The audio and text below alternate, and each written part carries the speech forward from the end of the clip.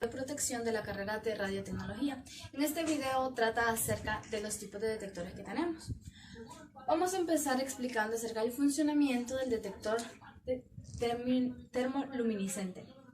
Estos detectores utilizan una estimulación térmica y tenemos varios tipos de material en dosimetría TLD, como lo son el fluoruro de litio, que es el más utilizado y tiene una sensibilidad relativa a la radiación. Tenemos el bruro de litio, el sulfato de calcio y el fluoruro de calcio. Este fluoruro de calcio tiene un alto número atómico y debido a esto una gran sensibilidad a la radiación. Por eso es que si usamos este material podemos detectar radiaciones bajas.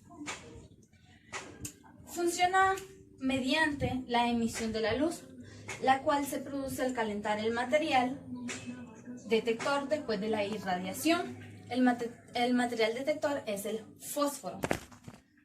Esta termoluminiscencia inducida se usa como un método sensible y preciso de dosimetría para monitorizar la radiación que absorbe o la radiación del POE, que es el personal ocupacionalmente expuesto, y la radiación del paciente en procesos de diagnóstico y procesos de terapia. El proceso de funcionamiento consiste en lo siguiente.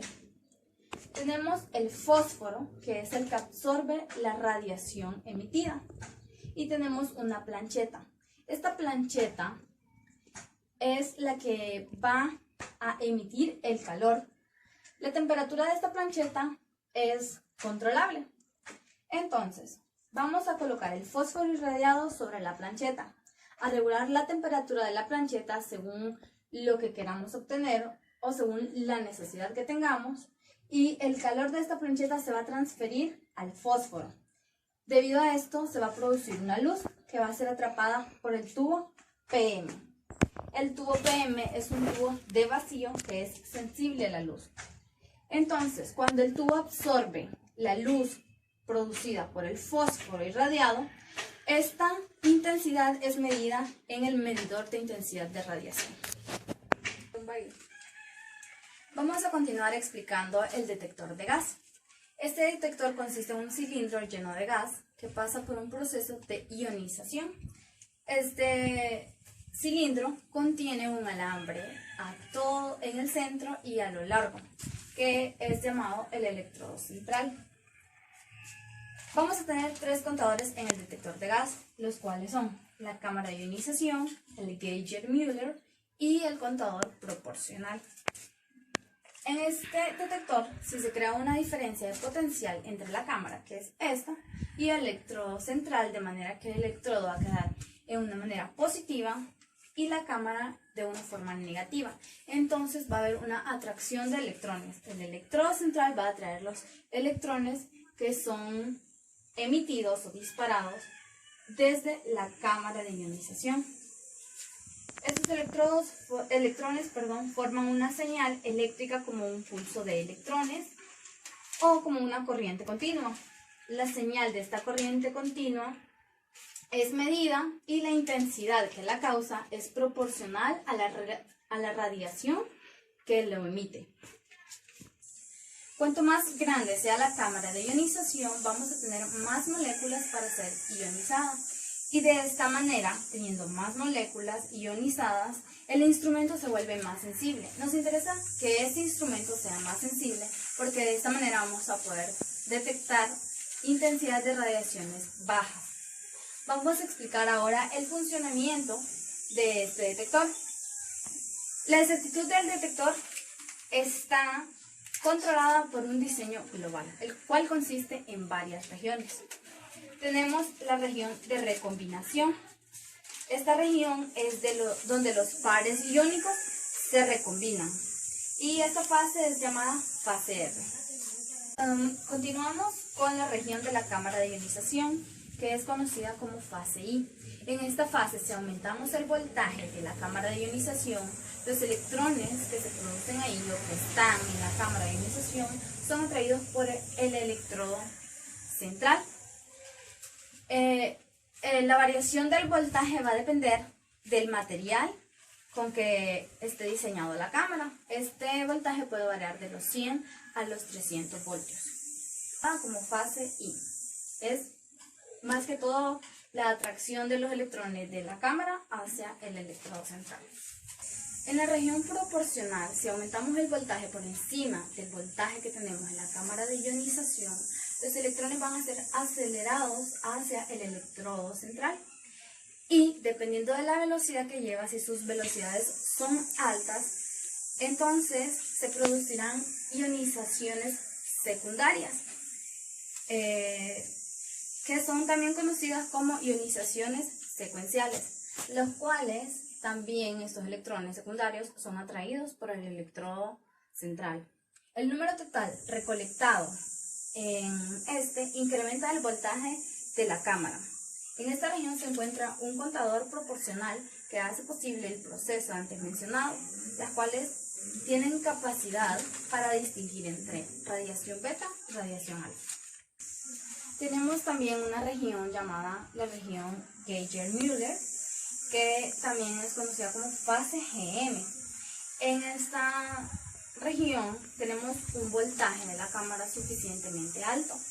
Entonces, debido al voltaje alto, se ionizan todas las moléculas de la cámara, lo que produce unas ionizaciones secuenciales, las cuales impiden que el detector responda rápidamente en cuestión de un segundo.